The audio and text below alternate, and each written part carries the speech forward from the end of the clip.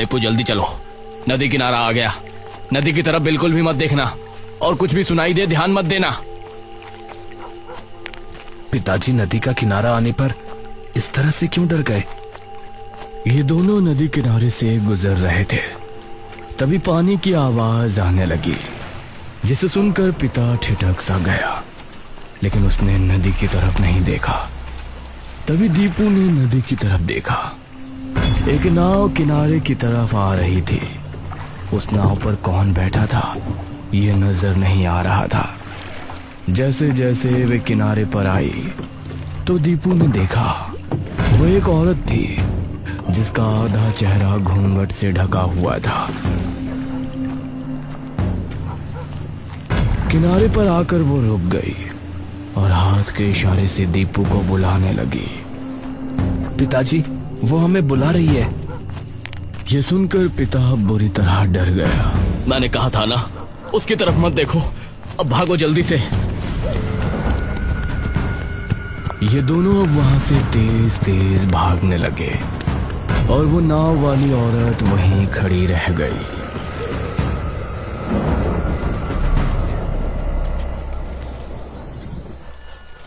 एक महीने बाद दोपहर का समय था। गांव के लोग अपने अपने कामों में लगे हुए थे। उसी समय एक जोड़ा टांगे में बैठा गांव में आया। आइए बाबूजी, मधुपुर आ गया।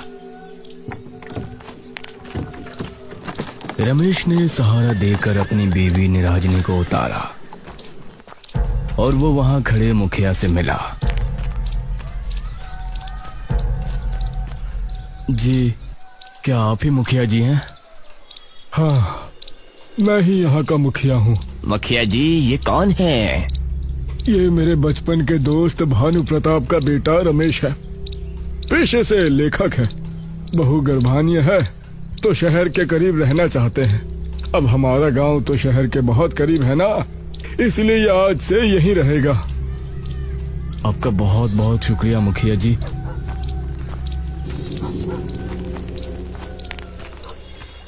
रमेश और निराजनी एक घर में रहने लगे जो नदी के करीब ही था।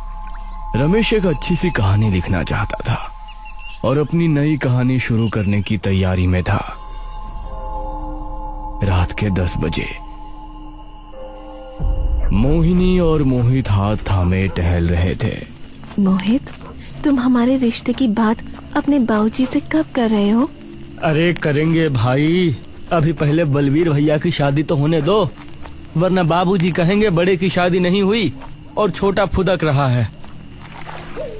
नदी किनारे अजीब सी शांति छाई हुई थी। चलती हवाएं माहौल को सुहाना बना रही थी। ये दोनों भी बातें करते करते नदी किनारे पहुंच चुके थे। कितना सुहाना मौसम है ना? हाँ, नदी भी कितनी खूबसूरत लग रही है। दोनों नदी किनारे बैठकर बातें करने लगे। कितना अच्छा होता कि कोई माझी होता तो हम दोनों उसकी नाव में नदी की सैर कर सकते। हाँ, बहुत अजीब बात है कि हमारी नदी में माझी क्यों नहीं आते, वरना मन तो मेरा भी बहुत करता है। तभी पानी की कलकल की आवाज आनी शुरू हुई। दोनों को सामने से वही नाव आती नजर आई जिसके अंदर घूंघट वाली माझी बैठी थी।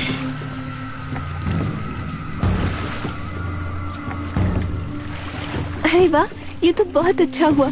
वो देखो, माझी आ रही है। माझी किनारे पर आ गई और उसमें बैठी औरत शांत रही।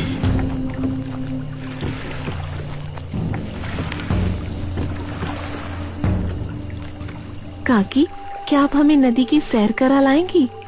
इस पर उसने हाँ में सिर हिलाया। अरे वाह, चलो। दोनों एक एक करके उसकी नाव में बैठ गए और फिर उस औरत ने नाव चलाना शुरू किया। धीरे धीरे नाव आगे बढ़ रही थी। पानी की आवाज बहुत ही मधुर लग रही थी और ये दोनों बहुत खुश थे। मोहिनी ने पानी हाथ में उठाकर मोहित पर फेंका। ये लो।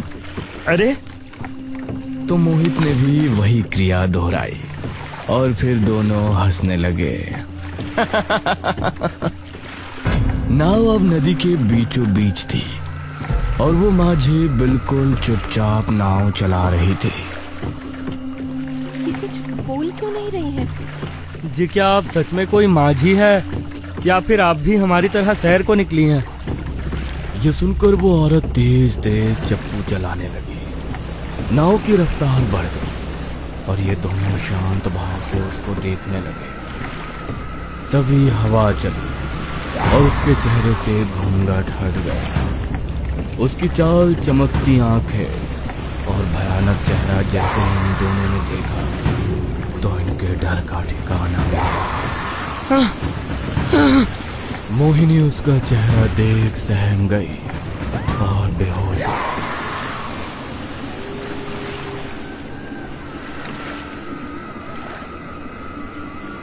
कुछ देर बाद मोहिनी की आंख खुली तो वो किनारे पर अकेली पड़ी थी।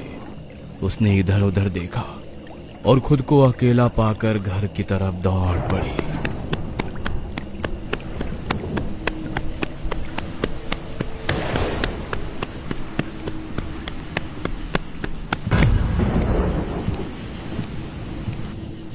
मोहिनी, अरे तुम कहाँ गई थी और कहाँ से आ रही हो इतनी रात में? मोहिनी बहुत डर में थी लेकिन अपने पिता को मोहित के बारे में बता नहीं सकती थी, इसीलिए वो चुप ही रही और उसके पिता ने उसे घर के अंदर भेज दिया। उसको मोहित की चिंता हो रही थी। शाम होने पर उसको अजीब अजीब आवाजें सुनाई देने लगी, जैसे कि कोई माझी तेज तेज चप्पू चला रही हो। ये चप्पू की आवाज यहाँ कैसे आ रही है? उसने खिड़की खोलकर देखा तो उसको अपनी आंखों पर यकीन नहीं हुआ। उसने देखा कि सामने वही औरत नाव के अंदर खड़ी है। उसकी माँ उसकी चीख सुनकर वहां पहुंची। क्या हुआ बेटा? मोहिनी ने खिड़की की तरफ इशारा करते फिर से देखा, माँ वो। लेकिन इस समय खिड़की के बाहर उसका बगीचा नजर आ रहा था। ये देखकर मोहिनी के मुंह से आगे कुछ नहीं निकला। रात होने पर मोहिनी सोने के लिए बेड पर पहुंची। करीब 1 बजे जब वो गहरी नींद में थी तभी उसको अपने पैरों पर कुछ गीला महसूस हुआ और उसकी आंख खुल गई। कौन है? लेकिन आंख खोलते ही उसने पाया कि उसका बेड नदी के बीच तैर रहा है और वही घूंघट वाली औरत अपनी नाव में बैठी उसकी तरफ आ रही है। ये सब क्या है? मेरे साथ क्या हो रहा है? क्यों मेरा पीछा कर रही हो? तभी उसे किसी ने हिलाया तो वो अपने सेंस में आई। उसने पाया कि वो अपने कमरे में ही है और उसके माँ बाप उसके पास ही हैं। क्या हो बेटा, तुम इतनी अजीब बर्ताव क्यों कर रही हो? मोहिनी कस के अपनी माँ के गले लग गई और फिर उसने अपने माता पिता को सब कुछ बता दिया। ये क्या किया तुमने? अरे नदी पर गई और उस माझी की नाव में भी बैठी और ये सब आप बता रही हो? पिताजी, मैं वहाँ मोहित के साथ गई थी, इसलिए डर की वजह से आपको बताया नहीं। आप उसे पसंद कहाँ करते हैं? ये सुनकर मोहिनी के पिता ने उसकी माँ की तरफ देखा और मोहिनी को आश्वासन दिया। वो मोहिनी का खास ध्यान रखने लगे, लेकिन मोहिनी को हर जगह वो माझी दिखाई देती। मोहिनी ऐसे में मोहित को बहुत याद कर रही थी और इससे तंग आकर उसने फैसला किया कि वो उस औरत से जाकर मिलेगी और मोहित से उसके बारे में पता करेगी। रात 12 बजे वो नदी पर पहुंची तो सामने उसको नदी किनारे वही औरत खड़ी नजर आई। तुम क्यों मेरे पीछे पड़ी हो? और मेरा मोहित कहाँ है? क्या किया तुमने उसके साथ? आओ मेरे साथ आओ, मैं तुमको उससे मिला दूंगी। मोहिनी उसके कहने पर वापस माझी में बैठ गई और फिर उस औरत ने नाव चलाना शुरू किया। जैसे जैसे औरत आगे बढ़ रही थी मोहिनी के दिल की धड़कन भी बढ़ती जा रही थी। कुछ देर चलने के बाद नाव एक टापू पर आकर लगी। यही है तुम्हारा मोहित? क्या तुमने मोहित को इस टापू पर छोड़ा है? यह सुनकर उस औरत ने हाँ में सिर हिलाया। मोहिनी उसकी नाव से उतरी और आगे बढ़ गई। टापू बहुत सुनसान था और वीरान भी। मोहिनी एक डर के साथ आगे कदम बढ़ा रही थी। ये मुझे यहाँ क्यों छोड़ गई? मोहित, मोहित क्या तुम यहाँ हो? वो बार बार आवाज लगाती लेकिन उसे कोई जवाब सुनाई नहीं दे रहा था। तभी अचानक उसका पैर किसी चीज से टकराया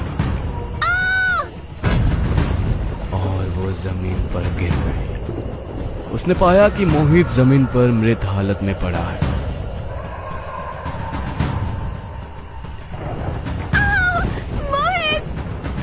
मोहिनी अब चीखती चिल्लाती वहां से वापस नदी की तरफ भाग गई। तभी वही नाव वाली औरत अचानक से उसके सामने आ गई और भयानक अंदाज में बहुत जोरों से चिल्लाई। अगले दिन मोहिनी के गायब होने की खबर गांव में बुरी तरह फैल गई। मुखिया जी, कुछ गांव वाले और रमेश भी वहां मौजूद थे। इस माझी का शिकार अभी तक कितने लोग हो चुके हैं, पता नहीं हमें उससे कब छुटकारा मिलेगा। मुखिया जी, ये किस माझी की बात कर रहे हैं आप, मुझे बताइए। रमेश, उस नदी के किनारे एक औरत एक माझी है। रात के समय पर नजर आती है और कोई गलती से भी उसकी नाव में बैठ जाता है तो वो गायब हो जाता है या कुछ ही दिनों में उसकी मौत हो जाती है। लेकिन ऐसा क्यों? कौन है वो माझी और वो ऐसा क्यों कर रही है? कई सालों पहले नदी पर बहुत से माझी रहा करते थे। सभी माझी नाव में बैठाकर यात्रियों को दूसरे छोर पर छोड़कर आते थे। उन्हीं माझियों में एक था किशन। किशन की बीमारी के चलते मौत हो गई थी और उसकी मौत के बाद उसकी पत्नी मंजरी बेसहारा हो गई थी। इसीलिए एक दिन वो किशन की नाव लिए नदी पर पहुंची।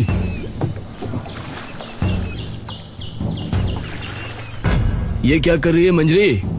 तू इस नदी में माझी नहीं बन सकती। इस पर सिर्फ हम मर्द अपनी नाव चलाते हैं। औरत का काम करना गांव का और हम मर्दों का अपमान है। मुझे इस समय धन की जरूरत है और ये मेरे पति की नाव है। मैं इसे क्यों नहीं चला सकती? बावली हो गई है क्या? तने पता ना कि औरत का काम करना ठीक ना से? उसे गैर मर्द गंदी नजरों से देखे से। हाँ, अगर मर्द गंदी नजरों से देखते हैं तो उनको अपनी नजर ठीक करनी चाहिए। उसमें मेरी कोई गलती नहीं। रही बात काम करने की, तो मैं भीख मांगकर अपना घर नहीं चलाने वाली। मैं इस नदी में भी अपनी नाव चलाने की हकदार हूँ और मैं भी एक माझी बन सकती हूँ। ये सुनकर बाकी सभी माझी अपने दांत भींचने लगे। सभी ने मिलकर योजना बनाई और जो भी यात्री नदी किनारे आता वो मंजरी की नाव में उसे बैठने ना देते। आइए भाई साहब, आपको उस पार जाना है, मैं छोड़ दूंगी, सिर्फ 4 आने में। तभी बलबीर आगे आकर बोला, अरे हमारा धंधा को खराब करना चाहती है क्या? उस पर जाने के 6 आने लगते हैं और तू हमारा ग्राहक छीन के 4 आने में ले जाएगी। इसी तरह वो सही दाम लगाने पर भी मंजरी के यात्री छीन लिया करते थे।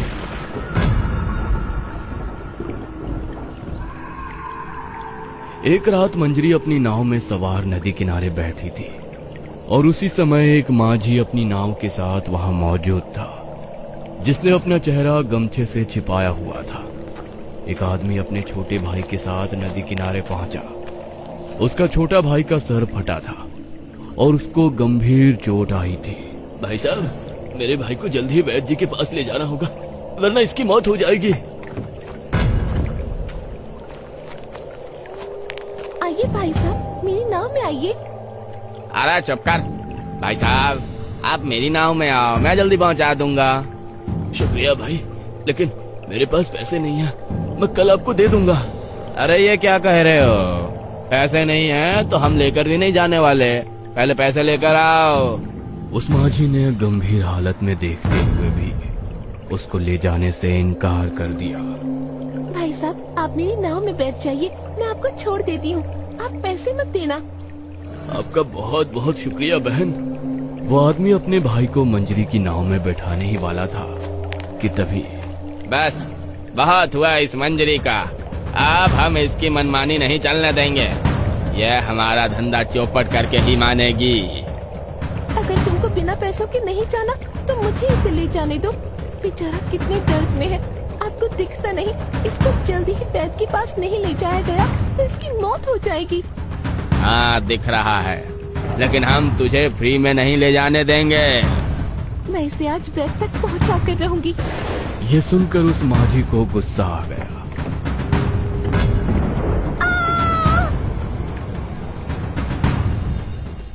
ये तो बहुत बुरा हुआ मुखिया जी, फिर आगे क्या हुआ? अगली रात से मंजरी अपनी नावों के साथ नदी किनारे नजर आने लगी और उसने सभी माझियों के दिल में डर का माहौल बना दिया। माझियों को वो अपनी कहानी बताती और उन पर जानलेवा हमला भी करती। इसलिए सभी माझियों ने नदी में नाव चलाना छोड़ दिया। रोजाना रात के समय सिर्फ मंजरी की नाव ही नदी में नजर आती और वो जो भी उसकी नाव में बैठ जाता वो या तो नाव गायब हो जाता या फिर मर जाता। रमेश को मंजरी की दास्तान बहुत दुख भरी लगी। वो एक लेखक था, इसीलिए वो मंजरी के बारे में बहुत ज्यादा सोचने लगा और उसी के बारे में उसने लिखना भी शुरू किया। कुछ दिन ऐसे ही गुजर गए। एक रात निराजिनी को लेबर पेन शुरू हुआ। जल्दी से वैद्य को बुला कर लाइए। मैं अभी किसी को बुलाकर लाता हूँ।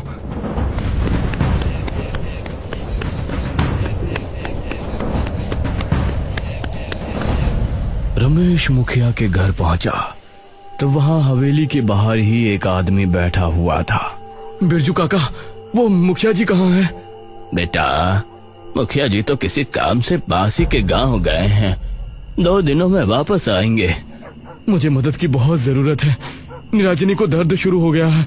मुझे इस समय किसी वैद्य के पास जाना होगा जिसके पास दाई माँ भी हो। बेटा, गांव में कोई वैद्य या दाई माँ नहीं है।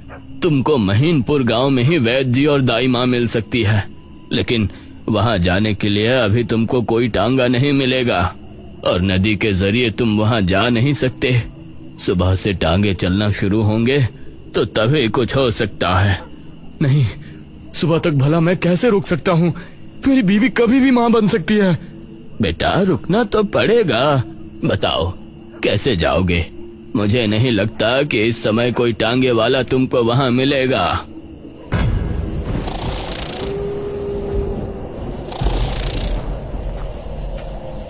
रमेश निराजनी को लेकर सरहद पर रवाना हो गया, जहां एक तरफ नदी थी और उसके ऊपर पुल जा रहा था। उसने देखा कि पुल काफी ऊंचाई पर है और वहां कोई भी टांगा नहीं है। क्या करूं? अब तुमको कैसे लेकर जाऊं मैं? तभी नाव के पतवार और चप्पू की आवाज सुनाई दी। उसने देखा कि नदी किनारे नाव लेकर मंजरी आ रही है। उसे देखकर एक पल को रमेश संट रह गया, लेकिन तभी निराजनी। रमेश को अब कुछ समझ नहीं आया और उसने निराजनी को उठाया। संभल कर निराजनी।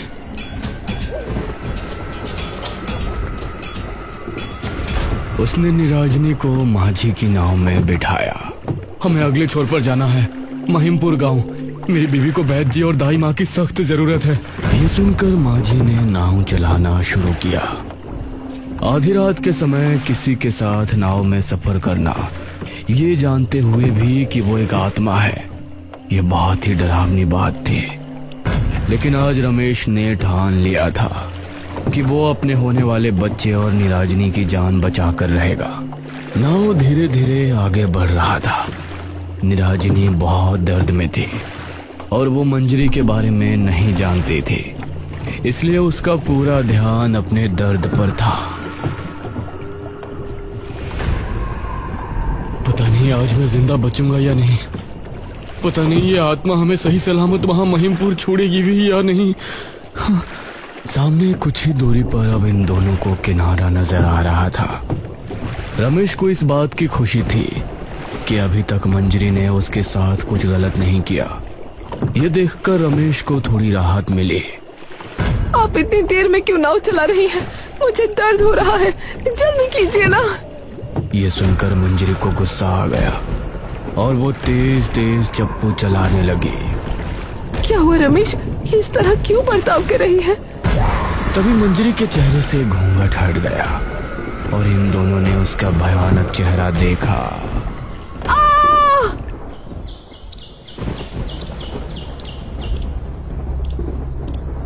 अगले दिन गांव में मातम सा माहौल छा गया। सभी लोग रमेश और निराजनी के बारे में अफसोस जता रहे थे। काका, तुमने रमेश को रात में नदी पर क्यों जाने दिया? राम राम। अरे मैंने कहा था रमेश से कि इस समय वहाँ जाना ठीक नहीं, लेकिन उसने मेरी एक ना सुनी। अब तो रमेश भी गायब हो गया। मैं भला अपने दोस्त को क्या जवाब दूंगा? अब मंजरी भी नदी किनारे नजर नहीं आती थी। 3 दिन बाद एक टांगा गांव पहुंचा।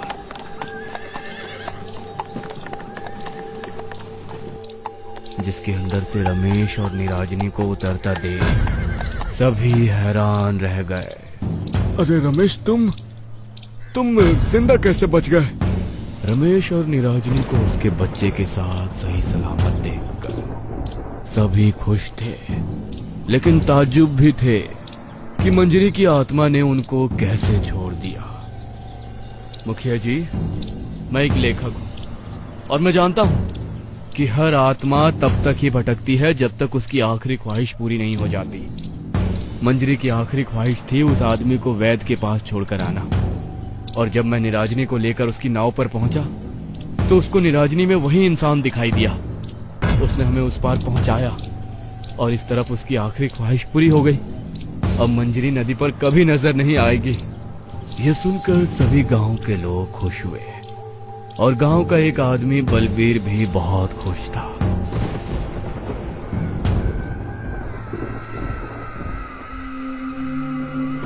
रात के समय बलबीर ने अपनी नाव पानी में उतारी।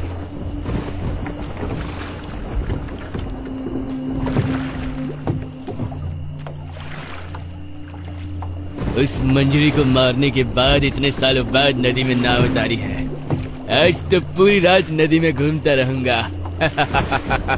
बलबीर तेज तेज चप्पू चलाने लगा और नाव आगे बढ़ने लगी। तभी सामने से उसको मंजरी की नाव आती नजर आई और उसके चेहरे से हंसी गायब हो गई, खौफ में बदल गई। तू वापस कैसे आ गई? मुझे मारने वाला तो तू ही था ना बलबीर। तुझे मारे बिना भला मेरी आत्मा को शांति कैसे मिल सकती थी? ये कहकर मंजरी उस पर टूट पड़ी और बलबीर अपनी नाव समेत पानी के अंदर समा गया।